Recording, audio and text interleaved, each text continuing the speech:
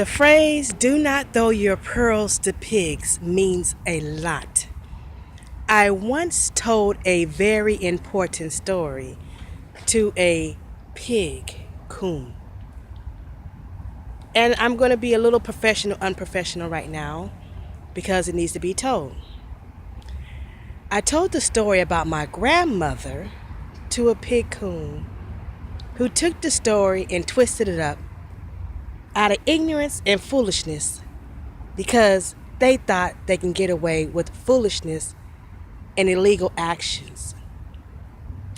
The story is of my grandmother when she was a little girl, and also in regards to me going to school.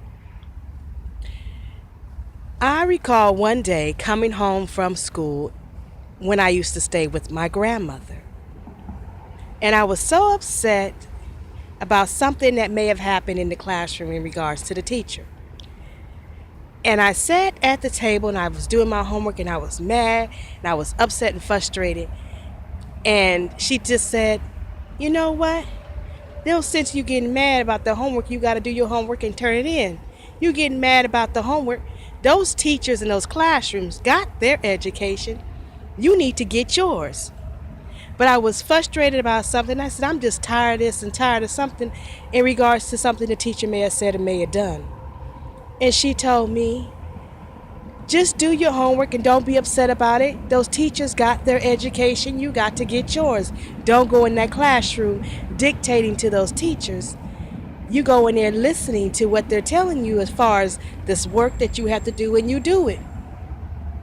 I kept going on and get frustrated and just mad. And I said, I'm tired of school and I'm just going to drop out.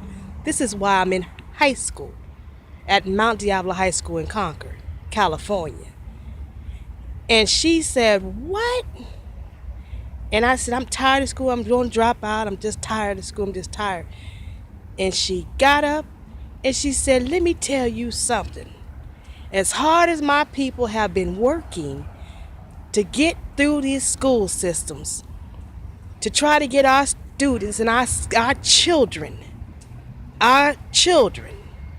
into school, you gonna talk about you gonna drop out of school? She jumped up off that couch steaming mad, went in her back room, grabbed her pistol and held it up, didn't shoot it, but told me, this is what I do to my children and grandchildren that talk about dropping out of school. As hard as we done civil rights marched around here, then did all of this, and you gonna talk about you gonna drop out of school? I sat there boo-hooing, crying, scared to death because I didn't know if I was gonna get shot or not. And my papa sat there with his thumbs crossed and his hands crossed, looking up at her in his recliner chair like he usually does with his mason ring on, looking.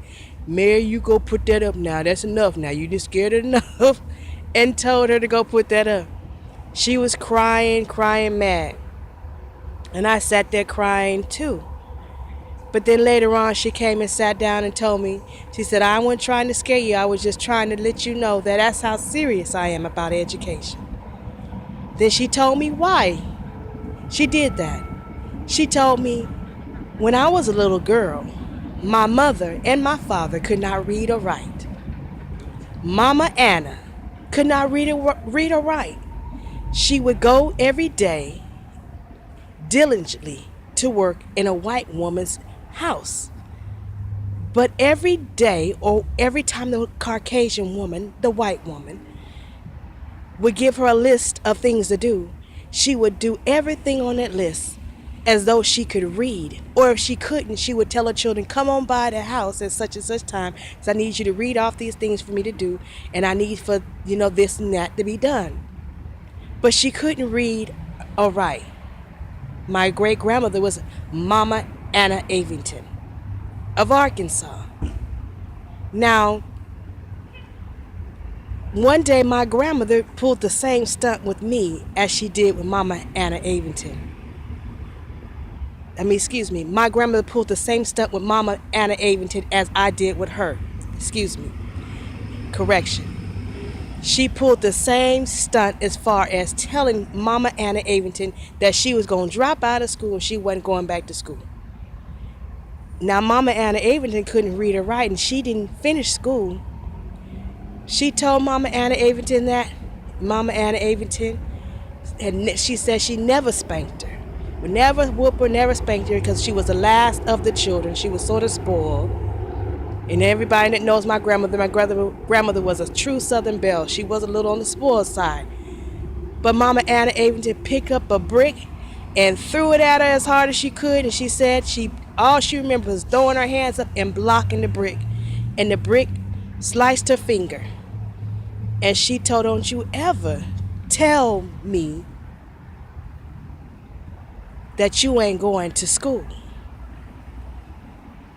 Don't you ever tell me that you're not going to finish school as I go down here to these people's house, washing their floors, cleaning their drawers, and cleaning they bathrooms.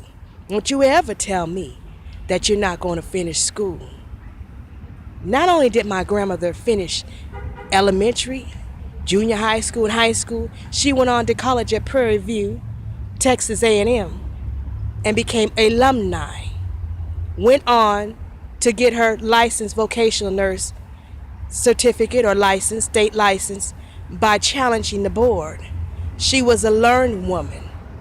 She earned her way. Everything she earned, she didn't have to go steal it from nobody else.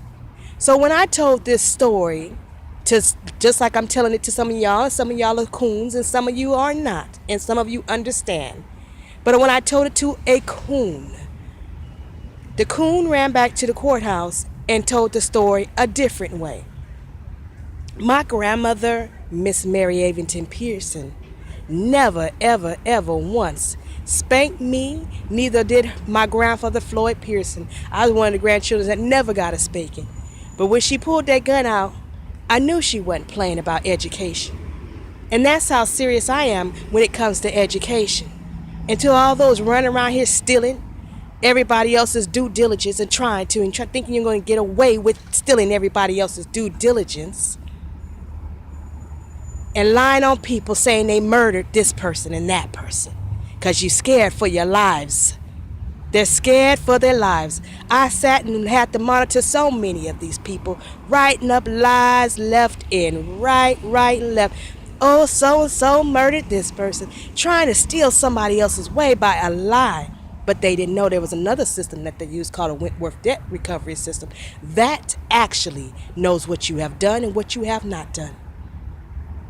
So all of you who have sat around lying, writing up lies on everybody because you wanted to go make $1 million, they're doing a jackass transformation roundup on all of you, and I'm not one of them.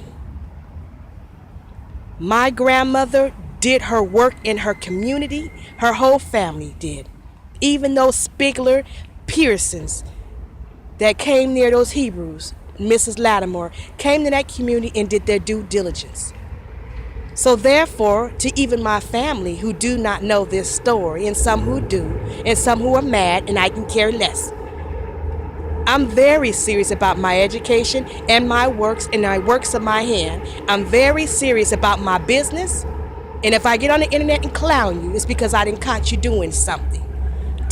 I'm telling each and every one of you, if you lie on me and my family, I will tell all of your truth.